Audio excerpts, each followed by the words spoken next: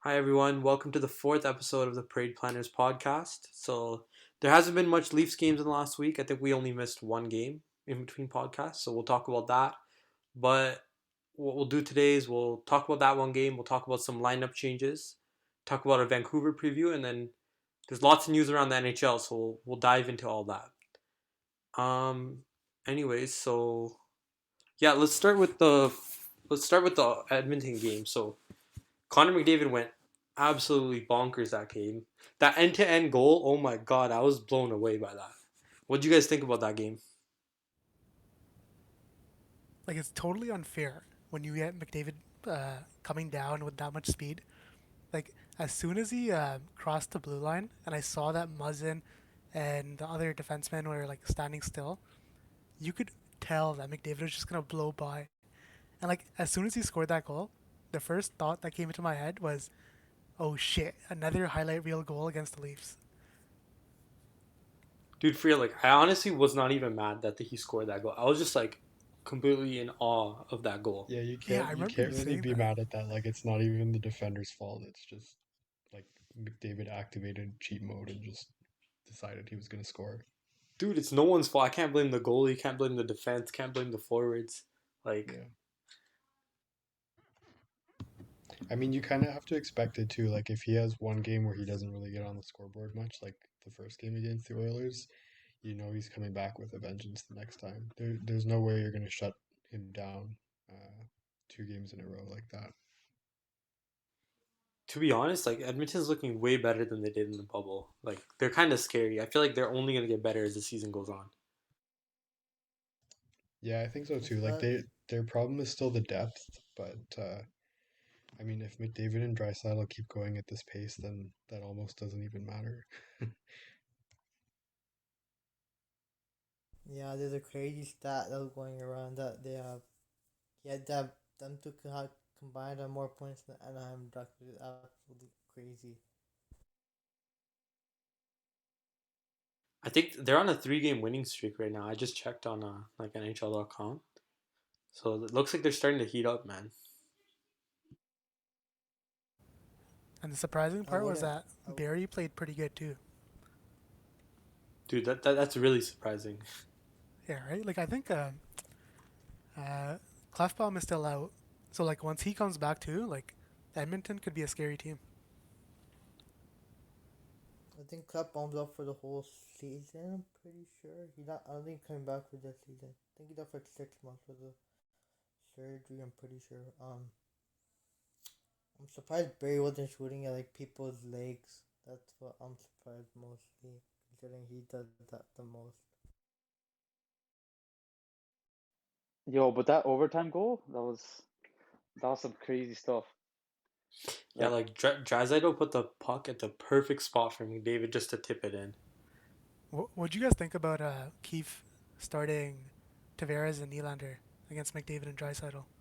Yeah, I didn't really like that. I thought he should have started Matthews and Marner. I don't think Tavares is fast enough to keep up with McDavid and Draisaitl, so I don't know. It I was feel like his questionable in my opinion. I feel like his mindset in that, like what I thought when that happened was that maybe he wanted Tavares and Nylander to match up against McDavid and Draisaitl in the hopes that they wouldn't score, and then he can send out Matthews and Marner against like a lesser Yeah, I think competition. that was the plan. It was basically like stall out the first minute of the overtime so McDavid and Draisaitl go off, and then you get like essentially would probably be a free goal from Matthews and Marner, but I don't know, like you can't count on McDavid and Draisaitl not scoring. Like I think you That should just that assume that they are It's going to score. that's what I mean. Like that could it's work against another team, but not against Yeah. like McDavid, man. This is the one team that I don't think it would work on. And his theory it's was not like that Tavares and Nylander are bad offensively either, you know? Like they would definitely be able to score if they got a favorable matchup on the next shift. they're pushing Matthews and Marner. He didn't start Matthews and Marner. He would have. His theory was that he pushed them hard for like the I think they're on the ice for the last 2.5 minutes of 3 minutes out of 3 minutes. At regulation time, trying to push for the victory in regulation because that's what mattered the most.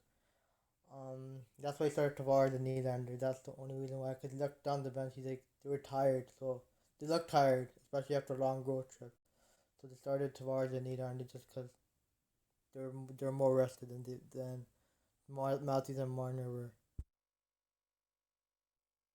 Yeah, like what we were on like a 3 or 4 game winning streak before that. Like an overtime loss at the end of a road trip, it's pretty good. Like I'm not too mad. Yeah, I'll take that. Freddie saved us. That was a great Freddie road saved trip. us. Yeah, Freddie saved us a point there too with the last second robbery of Yo, I that think was Archer amazing. Ball. Oh yeah, that save was crazy. Like My someone on Yeah, heart Twitter even was the stopped saying, when that breakaway happened. Oh my god. yeah, someone on yeah Twitter was saying they're like, uh, that one save, like he could play shit for the next 2 weeks, and we can't say shit just because of that one save. I don't know about that because if he plays like shit, then we're gonna have like Hutchison come in the net. Yeah, I mean he Oh only got us yeah. 1 point, but it was an unreal save. Yeah, Hey, you like know what? they You know could what's shitty though on that overtime play? Like, I think Nylander almost scored on the play right before McDavid scored. Yeah, I think Like, he did. imagine if Nylander scored on that. yeah I didn't get a time to watch the game, but plenty of the breakaway on Koskinen and he saved it. I think I'm pretty sure it was a big speaking save. of No, I Koskinen, don't know. Koskinen looked pretty good like the last couple games against the Leafs. Like I know there's like a Yeah, lot he of Yeah, doubts has, and about he's him, been but playing a lot too, right? Like I think he's the only goalie they've started so far. yeah, exactly. And like yeah, I think he played every single game for them. And like there's so many doubts in the offseason where people were like, because like this offseason was like the most goalies available I've ever seen. Like watching being a hockey fan, and like me and like everybody else, we were all surprised that like Edmonton did not acquire a goalie when there were so many goalies available. But seems like they knew what they were doing. I think they started They should Stuart bring Skinner back in one of the Shirelli. games against.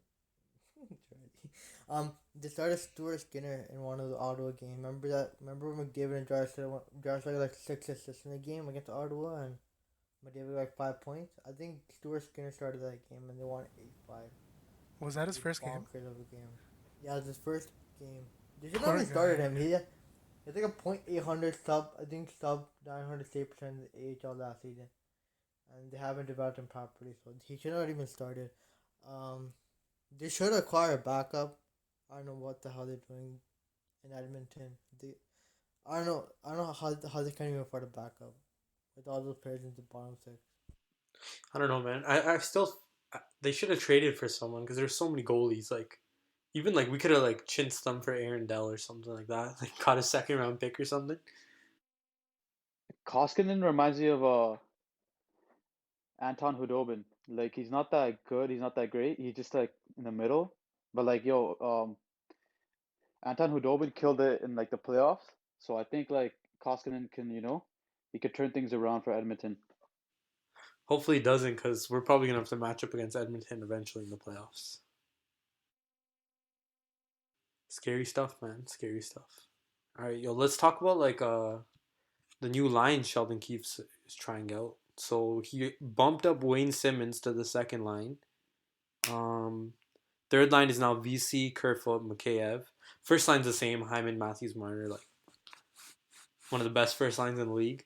And then on the fourth line, it's gonna be Travis Boyd, Jason Spezza, and Nick Patan. Defense looks the same. Travis Dermott's gonna be pulling in today. So what do you guys think about Patan coming in and Wayne Simmons getting bumped up to the second line? I mean Simmons has looked Um, good, so I don't really mind that. so I think history behind it was that the fourth line is more rotational. The best fourth line I think they've had with the Calgary game was Spezza or the Engvall or Spezza, and then it was Boyd and Anderson. Joey Anderson, not Frederick Anderson, because he's a goalie. Yeah. Joey Anderson. He thought that we all thought that was a good fourth line. With Simmons, he can create more room with Tavares and Nylander because he's more of a power forward, getting in front of the net, gain the greasy goals. What I'm really interested to see is that third line with BC, Kerfoot, and McCabe. McCabe has a speed, Kerfoot has a speed, and BC does more of a power forward. With that, I feel like hopefully McCabe can get his scoring touch back. Also, I hope Kerfoot and BC somewhat can reunite their college years. Maybe a flashback in the past. Flashback. That's what I'm hoping for. With Patan, it's more of a rotational thing to see how to see like how he's progressing. He's been a Marty, but Marty hasn't played a ton yet, or not, or like any games. I feel like it's more rotational, like who can get in the lineup, who cannot, and who's best fit on the fourth line is more like again rotational sort of stuff like that. Yeah, like especially because like there's three straight games like against Vancouver. So I think like a good time to experiment is against the same team where something doesn't work against Vancouver in the first game. You try something the second game, and be like, look, this line worked against Vancouver, but this combination didn't, right? Versus like let's say you're playing Ottawa one night, Montreal the next night. You're playing a completely different team with a different system, different players. So it's harder to experiment in those games. So maybe his theory is like in these Vancouver games, these three Vancouver games, it's better to try different lineups up and down. And before the season even started, they said that this is the chance to see what our team is all about because they're versing the same team over and over again. And when it comes to playoff time, they're gonna verse the same team over and over again. So it matters how you adjust and how you continue to progress in the series and like the matchups and stuff like that. I feel like Nick Batan still has a lot of potential. Like we haven't seen him as like a full-time NHLer, even with like when you when you play with Winnipeg and stuff. And like I feel like they should give him more chances to play in the lineup. But like obviously Leafs have a lot of depth, and like I don't know. I feel like they should trade him, just to like um get him some more playing time. Maybe trade him to like Arizona or something, or like Buffalo. Yeah, I feel like his he has a lot of potential left in him. Yeah, I remember when he played for the World Juniors. He went off that one year. Like he was like wasn't he like supposed to be like the MVP for Team Canada or something? Like I remember he scored a shit ton of points. But he's probably still young too. Like I think he's like what 24 or something like that. So we're trying him Yeah, out. he's 25. Yeah, like, that's what I mean. Nick He's still Patan, young. Yeah, yeah, go on. Nick Patan's like that type of player. Like he has all the potential. He just has to like take the next step, you know. But Man, but like now's his like chance to prove it, I'm right? happy with what Keith's doing because like we have how many people? Like six people rotating um, for that fourth line, and so far I gotta say that Engvall and Barbanov they haven't impressed me too much. I think Boyd and Spezza are like should be locks based on what we've seen so far. But uh, but yeah, should be should be nice to see Patan play again. Yeah. So I did want to going ask back to you guys a his, question. sorry, go ahead. Sorry. I did want to ask you guys a question. What do you guys think of Letnin? His first couple of games in the NHL. How do you guys think he's doing? Like how he's faring with NHL competition? I liked him. I thought he looked good. I think he looks a little awkward, which is obviously like just the ice, adjusting with the ice, and I feel like adjusting the ice from big to small is probably harder as a defenseman too because forwards like it's a lot less positional than defense. Being a defenseman, you have to play positionally sound all the time. So I think all it is him kind of getting adjusted at the ice. I think he should be getting more playing time, but the problem is again like, do you really want to sit Dermott every single game to play Lettinen? And the 7D man didn't work, so I don't know. Like I guess you just got to keep swapping them back and forth until one really takes a hold and runs away with it. Yeah, I like that he's been getting power play time. So that's a good way to like get him some extra minutes, and he's looked pretty good on the power play, I feel like. So I think overall, like we didn't expect him to come in and be a point per game kind of guy, but he's shown that he has like potential to take a bigger role. The one thing I want to see is this slap shot. Cause I remember the kid just ripping those slap shots. I want to see him get it. Like I want to see a scramble pin, him just rip a shot right by the goalie. That's what I would love to see out of him. Hopefully he can be a Carlson 2.0, but that's like I don't know, that's like exceeding our expectations, but I don't know. Hopefully he's something we can look forward to, you know? Hopefully not the more recent Carlson. Hopefully the older Carlson. But yeah, so I wanted to loop back to Wayne Simmons. So I really like him on the second line. I think he's looked better and better as the season's gone on, and that again is because he hasn't played hockey before the season for like what, like 10 months or something. So he is getting better with each game, and I think he deserves a chance to play with Nylander and Tavares. Is one sec. Is Wayne Simmons on the first power play unit or the second one? Oh, he's on the second one. So like he can play that same role that he plays on the power play unit where he kind of parks himself in front of the net. And Tavares and Nylander have already been driving towards the net more. So I think that really helps create that heavier second line that defensemen should be scared of. And like if you think about how VC played on that second line, VC scored some goals on that second line, and I think Wayne Simmons is a better goal scorer than Jimmy VC. So I think it could work out. Yeah, Simmons is more like I was talking about it prior. He has a more of a heavier body getting those corners where maybe Tavares and Nina can get open for him, or yeah, open for him.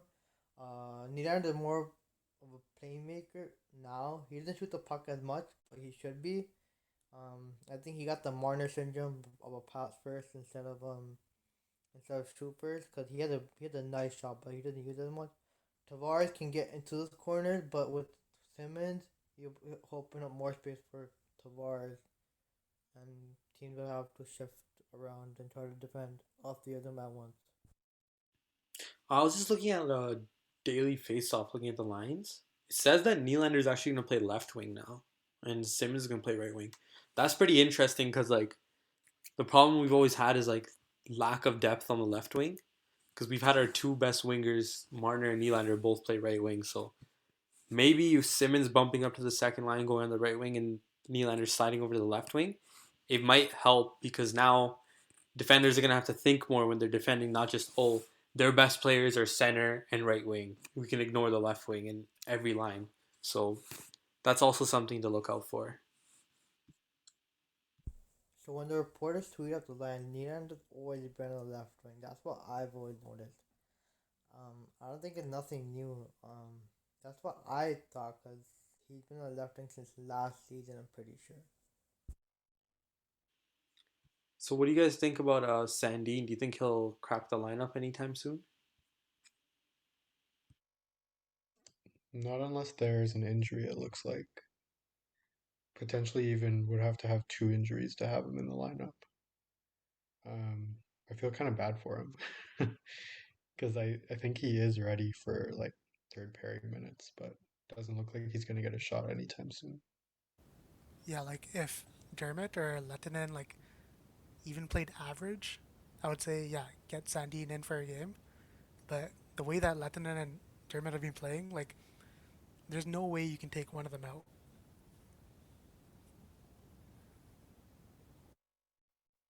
Um, Sandine, I think it's good. It's bad for development. He's not playing hockey for like a good 10, 11 months. But the good thing is he can get stronger in the gym, more physical. But I think he needs that ice time. He needs that NHL ice time in order for him to progress more and like hopefully he can be a substitute for Riley one day. And yeah, he I think he just needs ice time in order to progress more. Or maybe another option could be is just you could send him to the KHL or something, and then he could sign like a 1 year deal with KHL team, and then he could try to like develop his game there, and impress Dubas and stuff, and tell Keith to put him in the lineup as well. So I feel like he could grow now. Like this is his grow, like his time to grow, where he can show that I could be a full-time NHLer, and he could certainly. impress the Leafs coaching staff. I feel like this is his time now. The problem with KHL Harmon is that the ice, it's not the same ice thing. It's the same thing as Letnin, right? It's harder to like adjust from KHL ice to bigger ice to the smaller ice. I don't think that's why. I think that's why they put like Hollow out there and some older Argentines out there because they're more younger and they can progress more. Sandy's more NHL ready instead of him going to the KHL and getting more ice time, but yet the ice is different there. I feel like it's better for him to stay here and just you know be with the team and like have patience and stuff like that. Cause he talked about patience, having patience with with the coaching staff and what they're experimenting here with the blue line. Yo, but if like the Marlies games are not starting anytime soon, like you could probably send him to the KHL for a bit. Like isn't there like a way where you can like terminate his contract with the KHL if you want to call him back or something? No, I agree with Harmon. Like, I was just reading. Apparently, they postponed again the start for the AHL season. I don't see it starting anytime soon because like the AHL already struggles to make money. But like, if not the KHL, like anywhere in Europe, like it's you can loan him there and just have him play some games. It's better than him not playing competitive hockey at all for a whole year and missing development time, right? The only thing I Yeah, you think got. is that it's risky to like send him overseas because if we are in the position where we have a couple injuries and we need him to play, you probably can't get him back and in a game for like 3 or more weeks probably. Yeah, cause you have to quarantine here, and like, if do you really want Marissa coming back to the starting lineup? Yeah, you gotta think about that too. It's the depth, right? Dude, I want We Marincin to come need back. Yeah, Come what's on, wong Marincin. with Marincin? I don't know what you're Yo, talking What? Marincin about. for I North, don't know. I yo. don't think Marincin you're for North. talking about you. Come on, just kind. Don't say those Yeah, things. Marincins a yeah. beast. You guys really are. We gotta. I gotta. If I hope we could play audio, but we can't. There was this. When we get to the Connect preview, the last time the Connect played the Leafs, something exceptional happened. So I gotta talk about that after too. Yo, Marincin was Barad's like first pick in the draft, right? Oh no, there was that one year where I picked him in like the 10th round or something like that in fantasy, just for the memes, you know. I think we should give a Marincin jersey to the winner of the league this year. I think that's a great idea. That's actually hilarious. Like nobody needs the cash, right? I'll just spend everybody's cash on a Marincin jersey and then that's the prize. You know, I'm I all think for it. everybody would love that. Unless I win, then don't do that. But you're his biggest fan. I was gonna do it specifically for you. Bro, So you're saying I'm gonna win? Balaj already has a Marincin jersey. You know, there's no point. How'd you know, man? He needs another one then. He needs like a St. Pat's Marincin jersey. Oh, I'd actually be down. I've been wanting a St. Pat's jersey. They're on sale right now for like 140 um on Adidas. It's pretty cheap right now. So like Wait, 240 for speaking of 140. jerseys, did we talk about the gray jerseys last time? I don't remember. Cause Bro, The those look reverse No, terrible. retros? no, cause they project them on Saturday. They weren't. Cause we were like, well, we'll adjust them yeah, the next podcast. holy Cause I was, shit, they were so fucking ugly. Oh my god, Yeah, Yeah, I those are turned on the TV. I'm not like, good. why is Vancouver playing right now? dude, and like, it wasn't only the Leafs. I don't know if it was just me, but Edmonton's jersey looked like Montreal's jersey. It looked like neon Montreal for some reason. Like I don't know what the fuck they were thinking. There were so many other Leafs designs they could have gone with. They could have gone with like a early 2000s design or something like that. Like the Leafs jersey already looks nice. There's no need to add these ugly ass gray colors into it. you know what they Yeah, should that have was went with? horrible. You know what they should have went with? They should have went with the two. I don't know if you guys know this. I think Tanika knows the jersey. The 2003-03 the alternate jersey. That was nice. The one with the crest on it. The crest was so nice back in those days. No, but the Ducks, I think they messed up the most. They could have gone with a way better design. Even I think Jaskin agrees with me there. Yeah, man. That jersey looks like a kid jersey. A kid designed it. Like it's like a cartoon jersey. They could have at least. I understand Disney owns the rights to the Mighty Ducks, but they could have maybe asked for permission, and but that takes a long time and like a lot of paperwork and stuff. So I'm pretty sure they didn't want to deal with that. But they could have at least came up with a better design because they have that orange sort of Mighty Ducks jersey, but they could have easily come up with a better design than that. How many times are they wearing those jerseys this season? I feel like I saw a tweet. I think it's like two or three more times. Unfortunately, Okay, that's not bad. Yeah, I think they do 4 games with the reverse retros and 2 with the same patch jerseys. they should swap that. They need to do the same patch should be their reverse retro, or at least their like alternate. You know, Yeah, I wish they had just made that the reverse retro one. man. Like this is what I like. Like the NBA, like the Raptors and like the Raptors have the OVO jersey. They have such a nice alternate. Even like Miami Heat's Miami Vice jersey, those pink ones, they look so good. The NHL Yeah, always those are has really cool. the NHL has the ugliest alternate jerseys all the time. I don't know why. If you look like I'm not talking about the reverse retro, but like back in the day, like the jerseys were like they were so sick. Like the LA Kings one, the Ducks one is pretty sick. Uh, the Rangers one was pretty sick too. Chicago's like all these like especially like the original six teams except for Montreal. They were all like Of well course. made, well made and well like designed jerseys. I feel like there's so much options, there's so many designs, and they just didn't really brainstorm enough, and they didn't really critique it to where like, oh, let me ask somebody else who doesn't watch hockey, would they wear this jersey or something? Yeah, for sure, man. Anyways, we should probably finish up wrapping or like wrap up talking about the Leafs now before we move on to the rest of the NHL. So 3 games straight against Vancouver. Do you guys have any thoughts about that? Any predictions? Any keys that the Leafs should be focusing on for these 3 games? Um, for one key, the penalty kill. You guys got Brock Patterson and Besser out more. Protect those. Even Quinn Hughes is a bomb, so it's gonna be hard to defend that power play.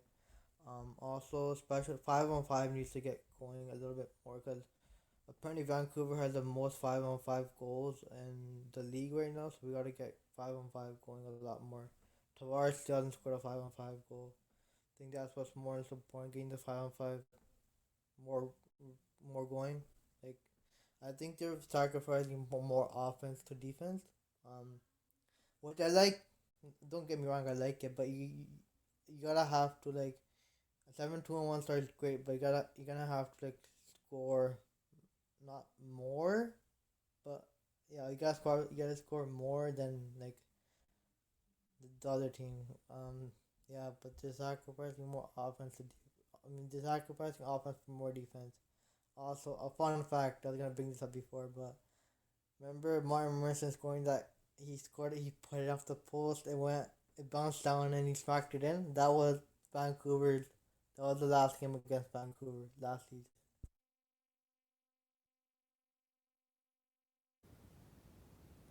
Bro, that was a nasty goal. I still remember that.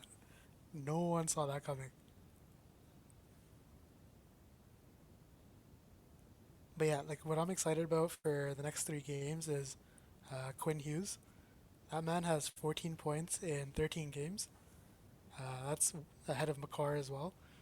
Um, Also, for the Leafs, I want to see them score more goals, like Joskran said, because right now they are behind Montreal, Vancouver, Edmonton, and Winnipeg for goals for per 60 minutes at 5-on-5. So like they can't be scoring this low of an amount with the offense that they have, even if they're playing amazing defense.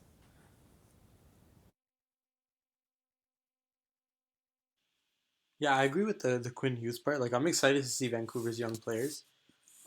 It's been a long time since we played Vancouver. I'll be honest, I didn't watch too many of their games in the playoffs. I caught a couple here and there. So I'm really excited to see Pedersen, to see Quinn Hughes, Besser, Horvat, all those guys. Another thing is I'm just looking at their lineups right now, and I think I mentioned this in our first episode where we talked about our predictions, and I talked about how like Edmonton's lineup. I mean, sorry, not Edmonton. Vancouver's lineup really reminds me of like a younger Maple Leafs lineup. And by looking through their lines, it's pretty much what I said. Like they have very poor depth. Like if you look at their bottom six, they're not good at all. Um, and then also their left side on defense is absolutely stacked. They got Quinn Hughes on their first left defenseman, Nate Schmidt second left defenseman, Alex Edler third left defenseman. All three fantastic defensemen.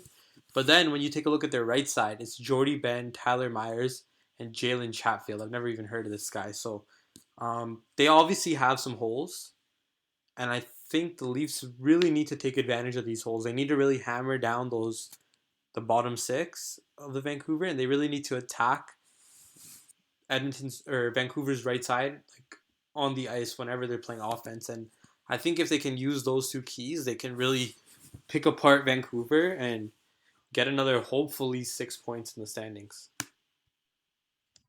Yeah, I think that's a good point. Like The we have good forward depth. We need to use it here against a team that doesn't have as good depth.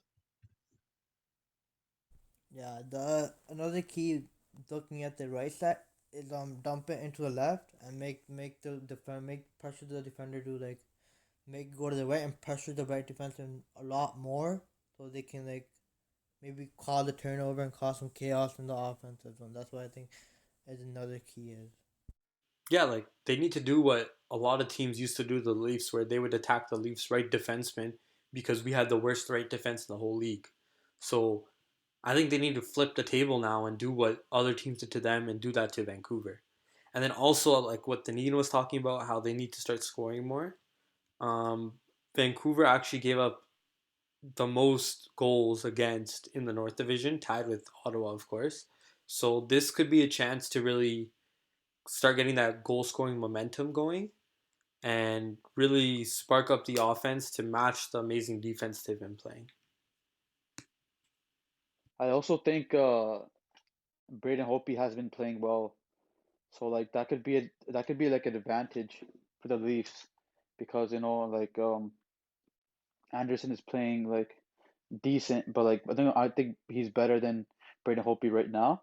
So I feel like if the Leafs could like have like a high scoring game against Vancouver today, they could really really show like their offense and what they're all about, and make sure that the depth scoring supports like their main players. So that's what we need to see today. That's a really big thing, as you guys are talking about. So I'm guessing we see a mix of Holpe and Demko for these games. But what about for the Leafs? Like, they play on February 4th, 6th, and 8th. Is Anderson going to play for all three, or is Hutchinson I or. hope so. Yeah, right? Bro. I think you have to play them all three games because I think that's a 4 day rest. I think he's pretty much rested up. I think those first two games might be easier to go with him, but I think the third game or I think you gotta sub him. I just wish Campbell didn't get injured. I'm so like I'm so frustrated. It's the most Leafiest thing to happen to the Leafs.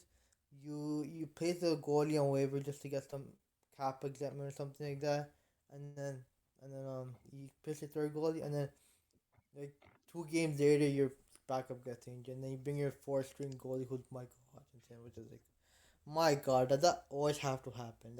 Like even back in 20, I think 18 where Sparks became the backup. Like Macklin and Picker both got clean, which is like God fucking damn it. Why can't we just have nice things? We certainly don't want the Zamboni game happening again, so we need Campbell to come back ASAP. Maybe we should sign David Ayres for our third goalie. Yo, facts. Okay, so I think Hutchinson has to play one. Like Really? like they're playing I don't They're playing know. Montreal There's 2 games like 2 days after. So on on that they're playing 4 games in a row in 7 days, and we need to rest Freddie, right? Like we can't be burning him out 10 games into the season. I think I the don't know. main There's key no though back to is backs if in there, so that just makes me feel like you can run Freddie the whole time. you can, but let's say we win the first 2 games against Vancouver, right? So we already snatch up 4 points.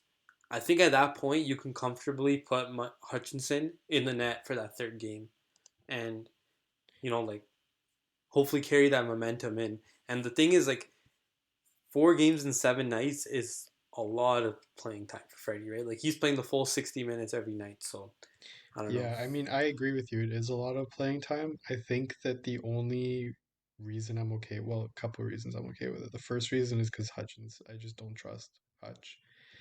But the other reason is Hey, that hey man, he won some games in the playoffs last year. Come he on. he did win. He did win those, yeah, for sure. Um, like I don't know. I think it's still early in the season, so I think you have the opportunity to like play Freddie, and then you can always rest him more down the stretch when Campbell's back. Um, and it is a condensed season, but it's also 56 games. And like in a normal season, Freddie would be playing like 56 games or so. Um, so I think he can handle it. But that's mostly just PTSD from Hutchinson last year. Do you guys We'll see remember what. Hutchinson's last? Do you guys remember Hutchinson's last game against the Rangers, where he fell and he couldn't pick up his stick? I was like, ASAP, we need to get a goal ASAP, and I knew Dubas was gonna pull a trigger, and he pulled a trigger on I think Jack Campbell in like a second. I mean, a call Clifford for like Trevor Moore and like a bunch of other pick. Like, thank God, at least he got someone. Bro, imagine if Anderson gets injured like sometime soon. Hutchinson would be our main starter. I No, would cry. don't even put that into the world. I would cry. No, the thing is you can't predict all these things happening. You're stuck. Your backup getting goalie getting injured, and your third string getting caned off with by New Jersey. I don't think you can predict this. Well, sort of like you can sort of like you kind of sort of plan for it, but you don't expect everything to go wrong at once. Hopefully, Freddie stays healthy. He's good out there. Hopefully, Hudson doesn't have to be what he was last year. I have to say that. But last year's defense was horrific too. I'm not gonna blame Hudson for everything, but the defense was horrible last year. Yeah, I definitely think the Leafs are lacking goalie depth, so that's something that they can improve on the off season. Maybe like when the draft comes, you can draft like more goalies. I know we have a guy in the KHL, like the Russian goalie who also played in the World Juniors, but we didn't see him start for any games. Um, yeah, I feel like that's something the Leafs are lacking in is goalie and center depth. That's two things. Um, it's just out of the blue, but I'm gonna give a prospect update. So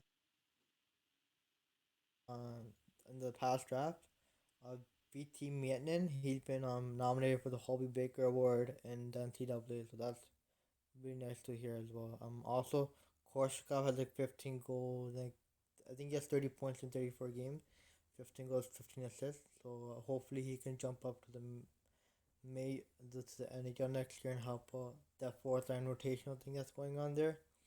Also, Rodion Amira, the first round pick that no one knew of. I don't know how. Draft experts on Twitter.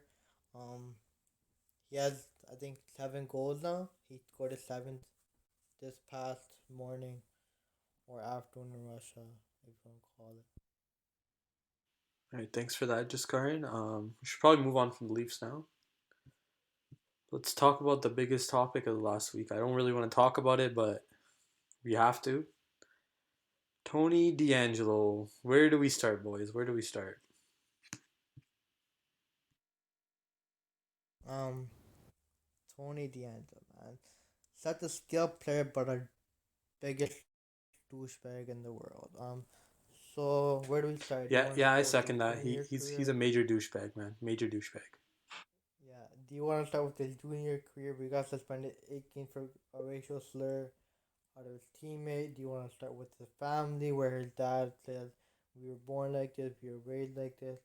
Um, or do you want us to start with the Keandre Miller situation where he took his first career goal puck and never gave it back to him, which the Rangers deny, which I wouldn't doubt with his situation, because he's a ultimate fucking douchebag. He's a fucking loser who can like I don't know, man. He's just a person that you don't want to be around in like real life as well, because he's just gonna bring up some racist fucking bullshit like COVID denial bullshit. He's a big Trump. I don't care if he supports Trump, but like he's a douchebag who was raised as a douchebag. Like people say this.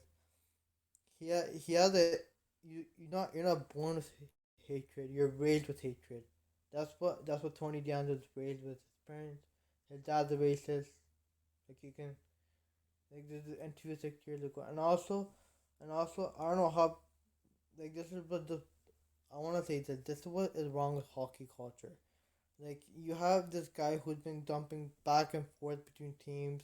He was like he even abused the official in the O and in the when he was the funniest thing I'm pretty sure, and then when he was in the NHL with the Coyotes or the Rangers, he abused an official. Um, sorry, I'm just gonna go off right now. So when he was with the funniest thing, he had like 60 points, like 50 games, which was a top five caliber defenseman or like a top five pick at least, and he dropped to like what 21st or 19th or whenever he was drafted. I don't really give a shit when he was drafted, but when he was drafted, the Rangers gave him I mean the Tampa Bay Lightning drafted, and they gave him I think a prop not a proposition, but like if you don't get your shit together, we're gonna trade you, and he got traded to the Coyotes for a second round pick. And I guess he made his debut with the Coyotes. He had a good AHL season, and then he made his debut with the Coyotes. The Coyotes didn't want him and shipped him off to the Rangers because of locker room issues. Like I don't know how much chance you can give a guy who has been like a cancer in the locker room, and yeah, props to Gorgia for punching him in the face straight up. Props to him. Yeah, man, such a horrible player. Like there should not be any people like that in any pro sports anywhere around the world. But yeah, there's so much stuff, man. Like apparently he used to tweet a lot of COVID denial stuff. He challenged a fan to a fight on Twitter.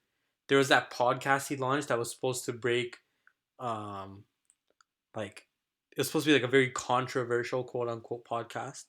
Apparently he joined and then promoted an alt right terrorist website. Like this guy is cracked up insane, man. I don't know why he's in the league. Yeah, it's ridiculous. Also, I wanted to add apparently the fight with Georgiev and D'Angelo, Keandre Miller himself apparently tried to break up the fight. Yet D'Angelo is trying to, and then Miller reached out to D'Angelo afterwards in a text to see if he was okay. Yet D'Angelo is terrorizing this kid, Keandre Miller. Like that just shows what an absolute piece of shit this guy is. He should not be in the league. There's no room for that. There's no excuses for any team to want a guy like that, unless you're Arizona, who clearly has a track record looking at their past draft. But that's a whole different story. But anyways, he should not be in the league. I'm gonna pull up a quote here. Just give me a quick second. That even Dave Quinn, the Rangers, the Rangers, the Rangers, head coach, said that. Give me a quick second here.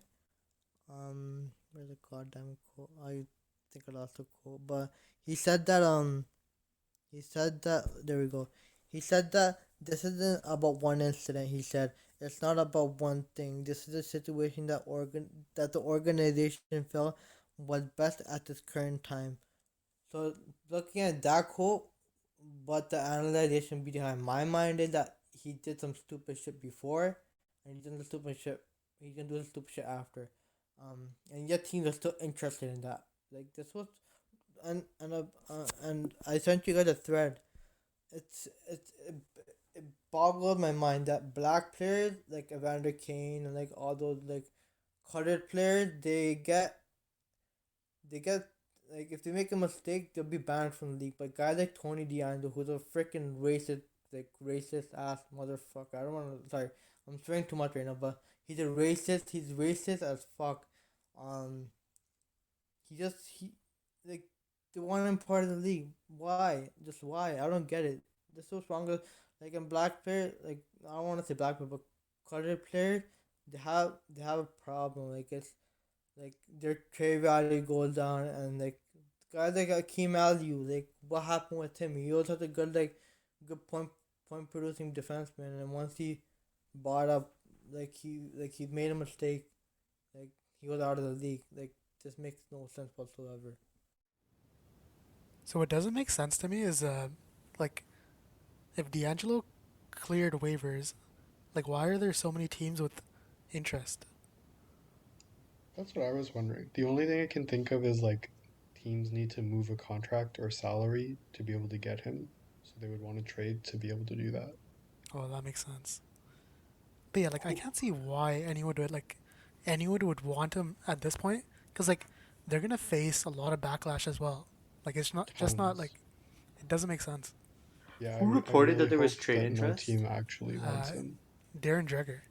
Yeah, so we know what Darren Drager does. It might be D'Angelo's agent trying to garner interest to see if they can make a move, right? Like, could be just false smoke. Yeah, I wouldn't be Yeah, I hope it surprised. is. Yeah. Yeah, like there's no room for that in like the hockey culture. So I don't know why. Like there's still teams that are interested because that shouldn't be tolerated. Um, yeah, and I feel like in order to hockey to like grow internationally, like how basketball and soccer is, I feel like this is an issue that the NHL has to solve, and it's gonna take time, but like they need to make changes now in order for the sport to grow.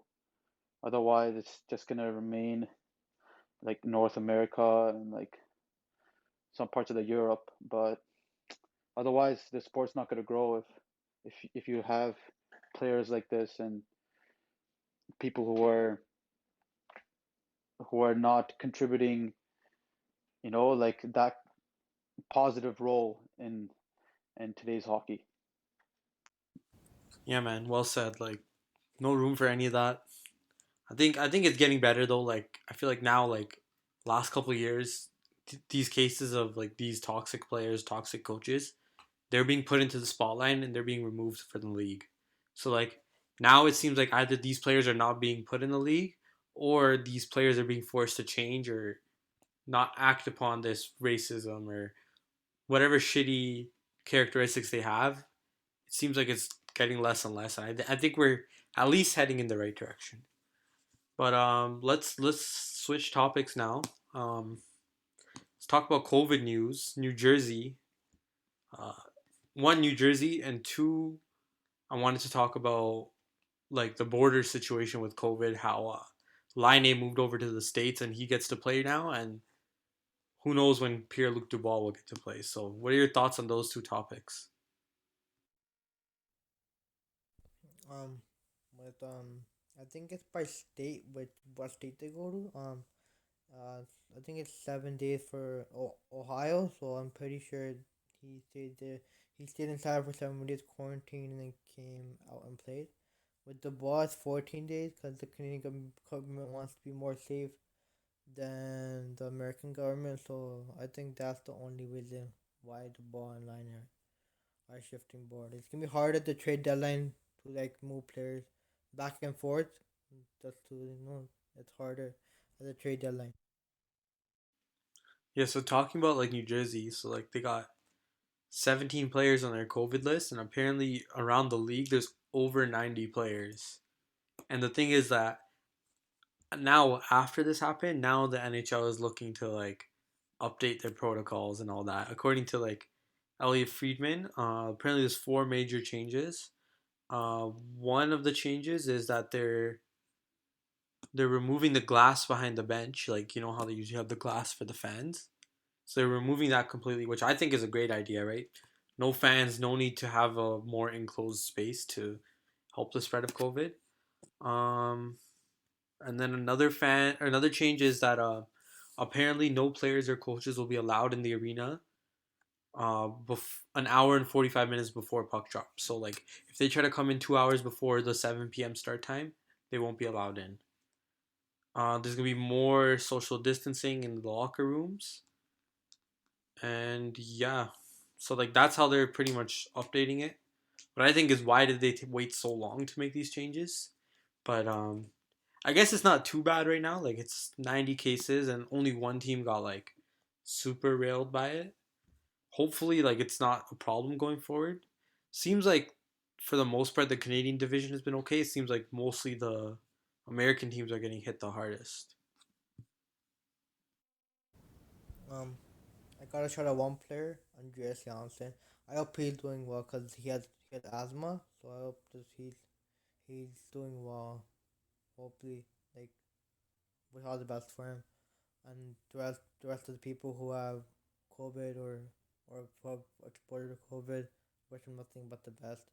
Um, I was reading up on something. Andrew Kopp and Mark Sheffley actually have a problem with the new protocol, the hour and 45 minutes before game time, because he's like most guys.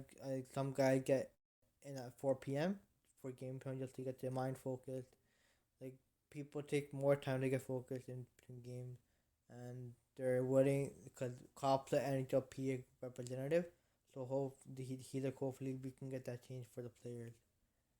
So we have to wait and see on that. Yeah, honestly, like hearing what Bullard said about like what they're changing, I don't think it's gonna make that much of a difference. I think what like I know it goes against like the players like personal life, but like they should be restricting more of that like what they're doing outside of the league to prevent cases from spreading. Because like when the games start, like you can't prevent uh, like players from getting near each other. You know? Something happened between those two games between the Devils and Sabres that derailed their whole that derailed the part of the whole season because a lot of people got tested um positive in that or like got exposed to a positive case in that two games set. I think it was a back to back on Saturday and Sunday, which is absolutely like it's insane if you think about it. And Buffalo's coach also got tested positive for COVID-19. Yeah, like Marco Rossi, who just got drafted, right? He's saying he's not going to be playing hockey for the whole year because of COVID. So I'm hoping this isn't like just like you said about Andres Janssen with his like respiratory problems. Now Marco Rossi said he can't play the whole season. I hope like COVID does not have any like long lasting effects on any of these players because that would be so tragic. Man, like yeah, then again, like I don't know what this is really gonna do. Like, because the thing is, those players are gonna be like shoulder to shoulder, regardless of whether there's a piece of glass behind them or not, right? So I don't know. Yeah, I feel like what they're doing right now is like more for like for the public eye. You know? Yeah, to like cover their own ass, right? Like Yeah. But like, don't players what do you call it? Stay with each other? Like they like some people are like I mean some players are like roommates. So like how is that gonna work? Like how are they gonna like socially distance with each other when they live together and stuff? So like I that's don't know how that's gonna work. that's what I mean. Like these guys are all practicing together. Like they're bumping bodies during practice. They're bumping bodies during games. Like I feel like the main problem is like what happens off the ice, and we won't hear about that, of course, right? Like we're not gonna hear about what these players are doing in between games, but these guys are being paid millions. Like I hope this doesn't come off as blunt, but they're getting paid millions to play hockey, right? Like I hope they're being responsible when they don't have games and they are focusing on keeping themselves away from potential exposure and keeping themselves safe so they can play to earn their contract, right? Like this is a job. This is not a hobby. Like you need to be taking this seriously. Um, their protocol from Andrew Kopp, I read the interview. He said that they're not allowed to go to any restaurants, even though restaurants are not open here in Ontario, but they're not allowed to go anywhere like anywhere else except to the rink and back home. That's it. That's a protocol. If you deny the protocol like the Capitals did, then you get the team gets penalized and you get penalized. So I feel like that's a good protocol, but who knows who's following or who's not following, right? You can't keep track of everyone. Yeah, exactly, man. Well, hopefully it only gets better. Like seems like all the other leagues kind of made it through. The NFL had a bunch of cases in the beginning. The MLB did. Same with the NBA, and they're doing okay. So I'm sure it'll be fine. I'm sure they'll have it under control. Hopefully, nothing too major to worry about. So Sam Bennett's on the trade block and Victor Mete's on the trade block. Sam Bennett actually intrigues me a lot because remember when he got drafted, there was a lot of hype around him. Um, I don't know. I think he could use a change of scenery. You know, like maybe if he gets another shot at playing in the top six, he can pull it off somewhere. I don't know what the trade value for him is, considering he hasn't done much. And then there's also Victor Mete. What do you guys think about these two players on the trade block? I feel like Bennett could be a real. Sorry, I feel like Bennett could be a real like candidate for Leafs to go after because he's a gritty center. If he can play the third line center role perfectly fine, I wouldn't be opposed to shipping Kerfoot out for a good, or like maybe even moving Kerfoot to the wing, and there'll be no quarantine involved, so we will get him like we will get him right away. So that'll be like really great for the Leafs and like to get a gritty center, and he could pick well in the playoffs as well. Yeah, Sam Bennett intrigues me too, because he's a feisty little player too. I remember in the draft, I think it was the 2014 draft. Like he was really hyped. I think he was supposed to Ooh, go first overall. yeah, wasn't he compared to like Doug Gilmore or something like that? Yeah, I think so, right? Dude, Yeah. then again, do you remember in high school we were so hyper like, yo, the Leafs need to get Sam Bennett, like he'll And turn then the franchise around. I remember Sam Bennett couldn't do a pull up, right? Yeah, that's what it was. Oh man, Oh man. Well, I guess it turned out okay for us. we got Nylander that year, right? Yeah, yeah, eighth Yeah, overall, right? Yeah. turned out pretty good for us, but I still think he deserves another shot though. But we'll see what happens. So we'll start wrapping this up You now. guys are Quickly, you guys sorry, are getting confused. sorry, what happened? You guys are confused. Sam Bennett was actually 20. You guys got confused. Sam Bennett was actually 2013. That McKinnon draft. Oh, Um, true, true. he wasn't that Oh, that makes McKinnon, sense. Barkov, and Seth Jones draft, Yeah, yeah, and makes Donaldson sense. Jones draft. So yeah, cause those yeah, I think it was Britannian. Um, it was five. I think it was fifth to like eighth where it was all bust. Like it was Britannia and Bennett and someone else who drafted them. They didn't live up to their hype. Wait, wasn't Sam Bennett and Sam Reinhart the same draft? That's like the draft where they had the two Sams going in the top five or something? Yeah, that's 2014. I'm looking at it Yeah, right yeah. now. Yeah, yeah. I think it was So Ekblad, Reinhardt, Dreisaitl, and then Bennett. Oh, okay, okay, yeah. So it was 2014. So just Karen, you were wrong, not us. yeah, because I know there's a lot of hype. There's like, oh, there's two Sams. Who is Buffalo gonna take? You know? Yeah, Yeah, this but guy. I feel Yeah, like Sam Bennett still has. He could be like a really good third, maybe second line. That's just like if he excels like crazy. But like I feel like he's a good third liner. Like he could be like another Kerfoot, you know, like that type of player. He could be like the gritty, like the player who's fast and who can score goals. yeah. Like I think his trade value probably won't be that much either. So He's worth a shot, right? He's a young player that can bounce back. Maybe in the off season, like he could be another type of like VC type of pickup or another like bottom six interchangeable part that the Leafs can acquire for a low cost to like potentially take, try to rebuild his career up, give him opportunities. But we'll see what happens. Let's so finally Pasternak's back. Looks like he won't be challenging Matthews for the goal scoring title this year because he missed some games. So that's some good news. Yeah, I don't know about that, man. Like that guy's lighting it up right now. But isn't like oh shit, Boston's killing it too. There's no excuses. Yeah, I know, right? Like even Marchand and Bergeron, they were killing it without Pasternak as well. It, They call him it the perfection line. Do you guys agree with that? Do you guys agree with that? The phase or like the phrase that says yeah, perfection 100%, line. a hundred Hundred percent, percent. hundred Yeah, percent. Best line in You hockey. guys agree Best with line that? I've seen in so long. Right. Yeah, Because because that line has like everything you need, right? You And have yeah, you have a like two way yeah, forward. exactly. You have your That's two a way two way diff forward. center. You have your goal Yeah, scorer, and then you have you have the fucking gritty guy. you have the rat. Like, what Yeah, also else you do have you the like need, rat. man? Yeah, so you man. have like a Everything they person who have, could they need. wait, go on, Jasmine, go on. I'll talk after. No, you can go. Go ahead. Go ahead. I was not gonna say anything. Go ahead.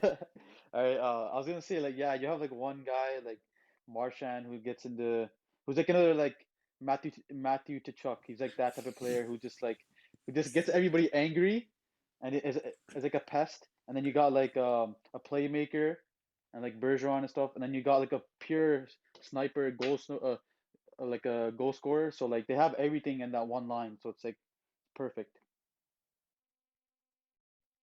Yeah, I was watching Philly versus Boston last night just for the. I was watching because I needed fantasy points, which I didn't get by the way. I'm pretty sad about that. But he was grabbing Hayes' stick, like he face washed Hayes and he started grabbing his stick. I'm like, what are you doing?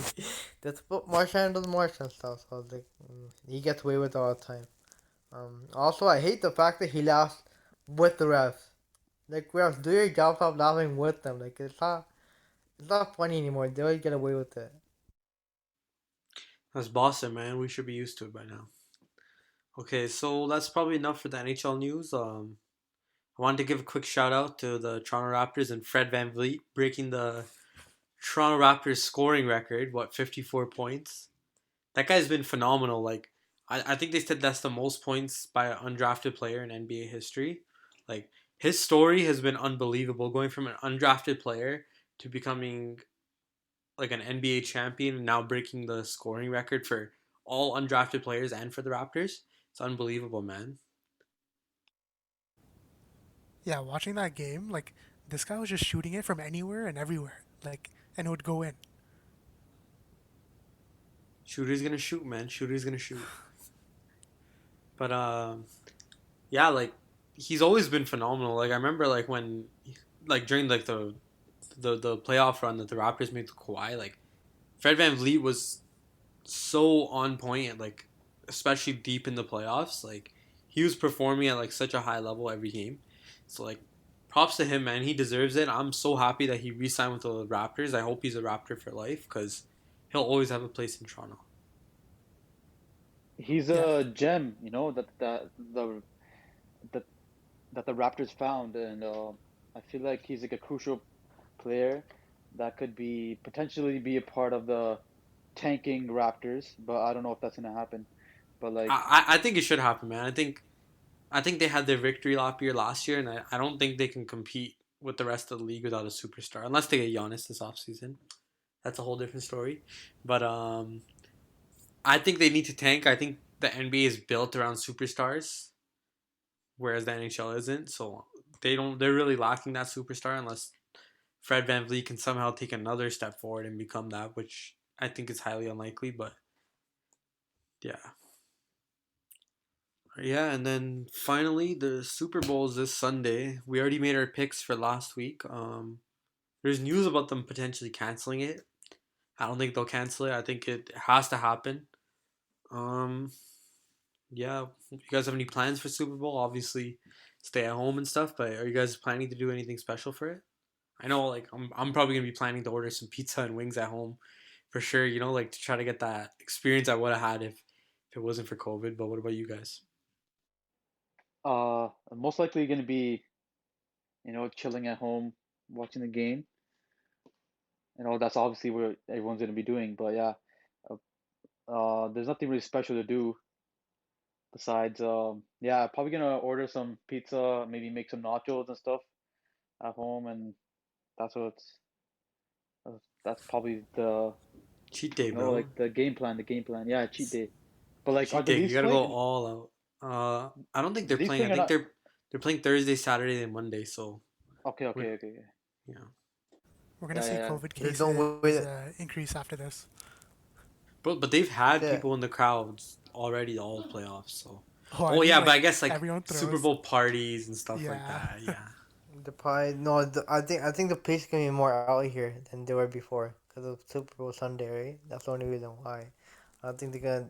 People are gonna be having too much party. If they do, they catch a fine. That's how it works, right? But yeah, I'm excited for the game. We'll see how it goes. Hopefully it's entertaining. Hopefully it's a high scoring game. Hopefully Tom Brady wins another ring. Anyways, we will probably be back again sometime next week. Hopefully earlier. I think we might come for Monday because we might have a guest on Monday, but we'll see how it goes. We'll be back next week for sure. That was the fourth episode of the Parade Planners podcast. Be sure to follow us on Instagram, Twitter at Parade Planners Podcast. Make sure you like the podcast on whatever service you are, Apple Podcasts, Spotify, etc. And thank you for listening. See you guys next time.